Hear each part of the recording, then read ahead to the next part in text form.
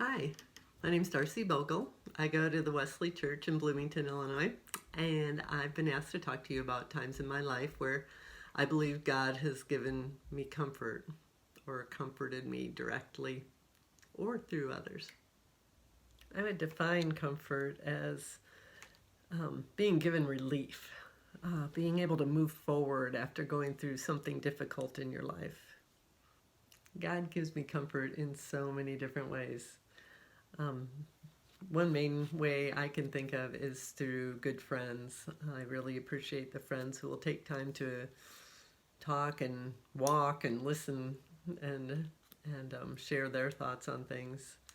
Um, I also appreciate my grandkids who are always happy to see me and give me hugs. There's also comfort that I get from my golden retriever, Layla, who loves me unconditionally, and she also loves you unconditionally if she ever meets you. I guarantee it.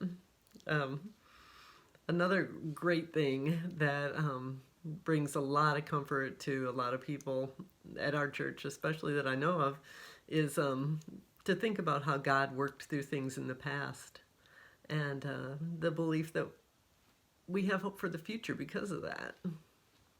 One main time I remember needing comfort was the grief that I felt when my parents were passing away back in the early 2000s. Um, my mom was first. She was in the year 2002. Um, it was it wasn't too hard to gain comfort through just even thinking about the future for her because her hero was Jesus. Um, on the day she died, I got a phone call, but in the morning, but right before that phone call, I heard this song by Mercy Me, the band, a Christian band, and it was called "I Can Only Imagine." And in the song, it kind of takes you through what might it be like to be there in the presence of God. Um, and that song would not get out of my head. I believe it was a gift from God that brought me a lot of comfort. And then at her funeral, the praise band with Ronnie Jones sang that same song, and I know that it brought a lot of comfort. So after my mom passed away, my dad lived for 5 years after that. And I treasure those years looking back at those. I got to know him so much better. I was his person. I would take him to all of his appointments. I would take him to his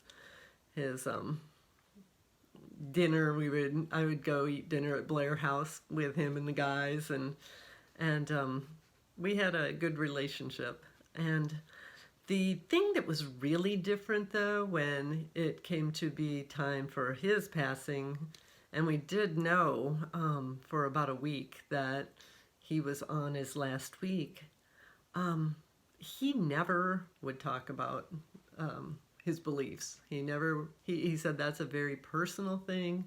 He doesn't want to talk about it. As, to me, or as far as I know, to anyone else, didn't really do much praying ever out loud, or and I don't know. I think he probably prayed, but it's a very private thing for him, and so that was harder to feel God's comfort at first. But I believe I was given a really, really incredible gift in the form of a vision, I would call it. It's something that I treasure the memory of, and I came to a greater understanding of some things that I had questioned in the past.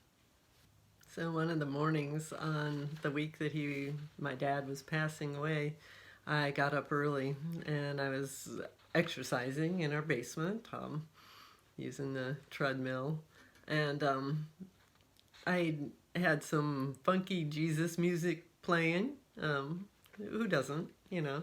Toby Mac is the band, and there was a song called J Train, okay? And let me read the lyrics to you. It's very deep. I got a ticket to ride to the other side.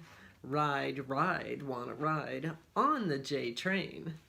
J Train being Jesus, to take you to the other side, which would be, heaven. And so that was a song that was playing, and the vision that I had in my mind was me trying to push him in his wheelchair that he was restrained to, and I was pushing him so hard to try and catch up to this train that was slowly gonna leave the station, and I didn't know what to do about it.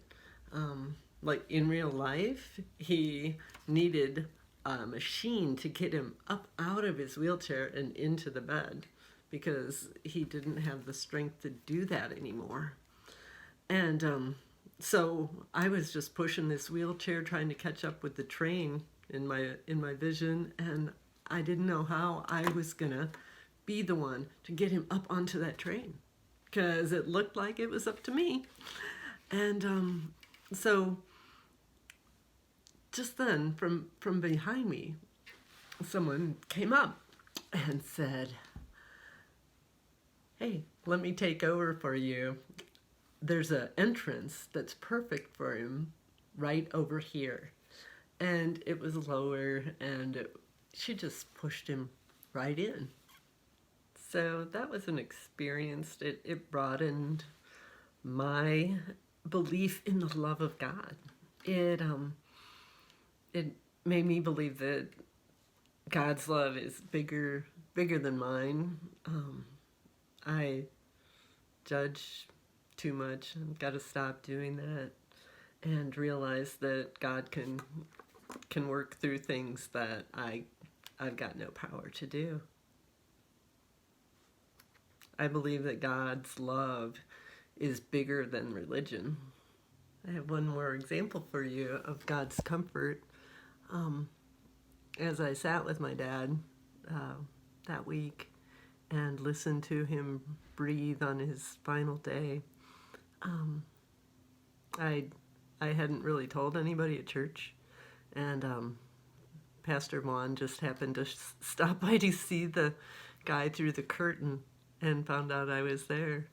And what a relief it was. He sat with me for a while. And then Lori and he came back, and Lori brought me this prayer shawl that the ladies at the church, they still make these for anybody who needs a warm hug, I guess. She wrapped that around me and left that with me, and it was very, very symbolic and very comforting. So what I did with this prayer shawl after I got home, and I had to tell my son Donnie about his grandpa passing, and I sat down with him and I put the prayer shawl around him and told him about his grandpa. And I believe it gave him some comfort also. So finally, I will leave you with a Bible verse. It's 2 Corinthians chapter 1, verses 3 and 4. And I call that verse the butterfly effect of comfort. And it says, in the middle of it, it says, "Comfort us in our troubles so that we can comfort others." So, will you pray with me? Dear God, life is not easy, but you go with us. Nothing can separate us from your love. Let that comfort us and help us watch for the ways that you show us you love us.